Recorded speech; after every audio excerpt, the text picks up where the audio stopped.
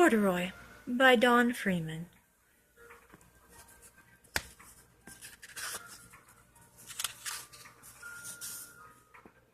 Corduroy is a bear who once lived in the toy department of a big store. Day after day he waited with all the other animals and dolls for somebody to come along and take him home.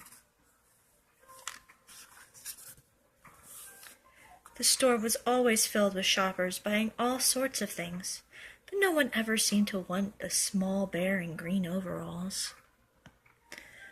Then one morning, a little girl stopped and looked straight into Corduroy's bright eyes. "Oh, Mommy," she said, "look, there's the very bear I've always wanted." "Not today, dear," her mother sighed. "I've spent too much already. Besides, he doesn't look new. He's lost a button to one of his shoulder straps." Corduroy watched them sadly as they walked away. "I didn't know I'd lost a button," he said to himself. "Tonight I'll go see if I can find it." Late that evening, when all the shoppers had gone and the doors were shut and locked, Corduroy climbed carefully down from his shelf and began searching everywhere on the floor for his lost button. Suddenly, he felt the floor moving under him. Quite by accident, he had stepped onto an escalator, and up he went. Could this be a mountain? He wondered. I think I've always wanted to climb a mountain.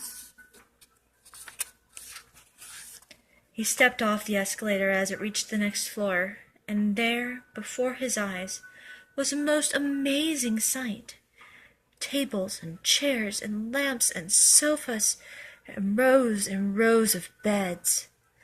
"This must be a palace," Corduroy gasped. "I guess I've always wanted to live in a palace." He wandered around, admiring the furniture. "This must be a bed," he said. "I've always wanted to sleep in a bed." And up he crawled onto a large, thick mattress. All at once he saw something small and round. "Why, here's my button," he cried. And he tried to pick it up, but like all the other buttons on the mattress, it was tied down tight. He yanked and pulled with both paws until pop! Off came the button, and off the mattress Corduroy toppled. Bang! Into a tall floor lamp. Over it fell with a crash. Corduroy didn't know it, but there was someone else awake in the store. The night watchman was going his rounds on the floor above. When he heard the crash, he came dashing down the escalator. "Now who in the world did that?" he exclaimed. "Somebody must be hiding around here." He flashed his light under and over sofas and beds until he came to the biggest bed of all, and there he saw two fuzzy brown ears sticking up from under the cover. "Hello," he said. "How did you get upstairs?" The watchman tucked Corduroy under his arm and carried him down the escalator and set him on the shelf in the toy department with the other animals and dolls. Corduroy was just waking up when the first customers came into the store in the morning, and there, looking at him with a wide, warm smile, was the same little girl he'd seen only the day before. "I'm Lisa," she said, "and you're going to be my very own bear. Last night I counted what I saved in my piggy bank, and my mother said I could bring you home." "Shall I put him in a box for you?" the saleslady asked. "Oh, no, thank you," Lisa answered, and she carried Corduroy home in her arms.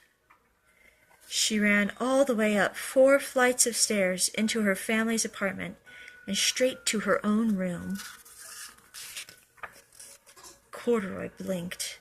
There was a chair and a chest of drawers, and alongside a girl-sized bed stood a little bed just the right size for him.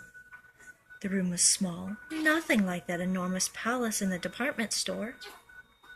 "This must be home," he said. "I know I've always wanted a home." Lisa sat down with Corduroy on her lap and began to sew a button on his overalls. "I like you just the way you are, but you'll be more comfortable with your shoulder strap fastened." "You must be a friend," said Corduroy. "I've always wanted a friend." "Me too," said Lisa, and gave him a big hug.